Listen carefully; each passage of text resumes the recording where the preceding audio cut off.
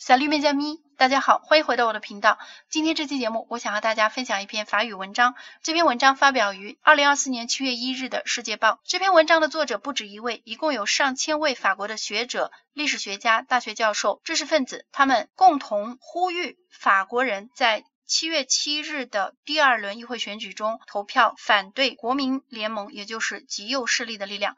这篇文章的标题 Législative 2024。Nous, historiennes et historiens, ne nous résignons pas à une nouvelle défaite, celle des valeurs qui, depuis 1789, fondent le pacte politique français. Dans une tribune au Monde, un collectif de plus d'un millier d'universitaires et de chercheurs d'horizons politiques différents, dont Patrick Boucheron, Antoine Lilti, Pierre Nora, Mona Ozouf et Michel Perrault, appellent la France à ne pas tourner le dos à son passé et à faire battre le Rassemblement national au second tour. 以下是正文。Pour la première fois depuis la Seconde Guerre mondiale, l'extrême droite est aux portes du pouvoir en France. Historiennes et historiens venant d'horizons politiques différents, attachés aux valeurs démocratiques et à l'état de droit, nous ne pouvons garder le silence face à cette perspective effrayante à laquelle nous pouvons encore résister. Malgré le changement de façade, le Rassemblement national reste bien l'héritier du Front national, fondé en 1972 par des nostalgiques de Vichy et de l'Algérie française. Il en a repris le programme, les obsessions et le personnel. Il s'inscrit ainsi dans l'histoire de l'extrême droite française, façonnée par le nationalisme xénophobe et raciste, par l'antisémitisme, la violence et le mépris à l'égard de la démocratie parlementaire. Ne soyons pas dupes des prudences rhétoriques et tactiques grâce auxquelles le RN prépare sa prise du pouvoir. Ce parti ne représente pas la droite conservatrice ou nationale, mais la plus grande des menaces pour la République et la démocratie. La préférence nationale, rebaptisée priorité nationale, reste le cœur idéologique de son projet. Elle est contraire aux valeurs républicaines d'égalité et de fraternité, et sa mise en œuvre obligerait à modifier notre constitution. Si le RN l'emporte et applique le programme qu'il annonce, la suppression du droit du sol introduira une rupture profonde dans notre conception républicaine de la nationalité, puisque des personnes nées en France, qui y vivent depuis toujours, ne seront pas françaises et leurs enfants ne le seront pas davantage. De même, l'exclusion des binationaux de certaines fonctions publiques aboutira à une discrimination intolérable entre plusieurs catégories de Français.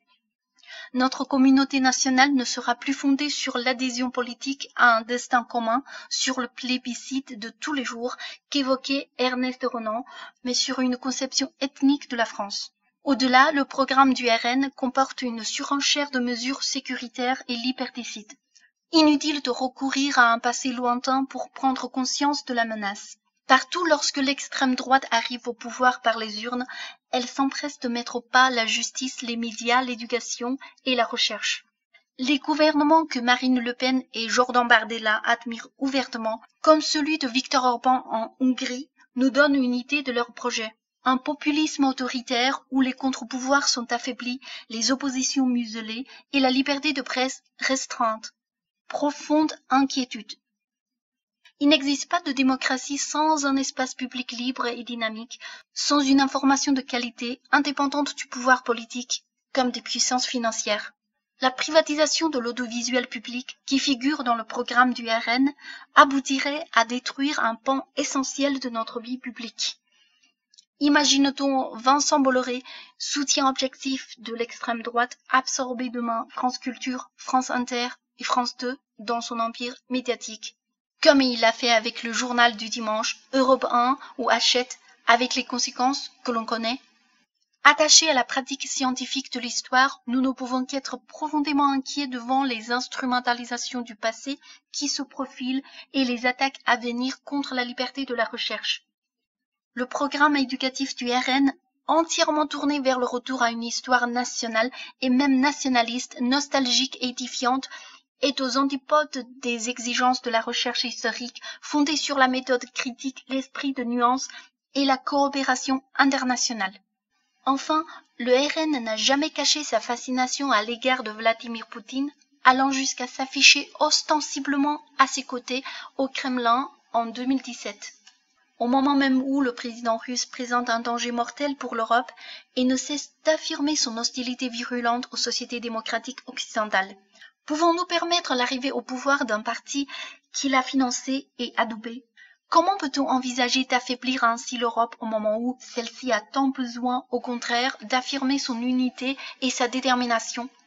La France ne doit pas tourner le dos à son histoire. Jusqu'à ce jour, l'extrême droite n'est arrivée au pouvoir que dans la tourmente d'une défaite militaire et d'une occupation étrangère en 1940. Nous ne nous résignons pas à une nouvelle défaite, celle des valeurs qui depuis 1789 fondent le pacte politique français et la solidarité nationale. Cette élection n'est pas une élection ordinaire.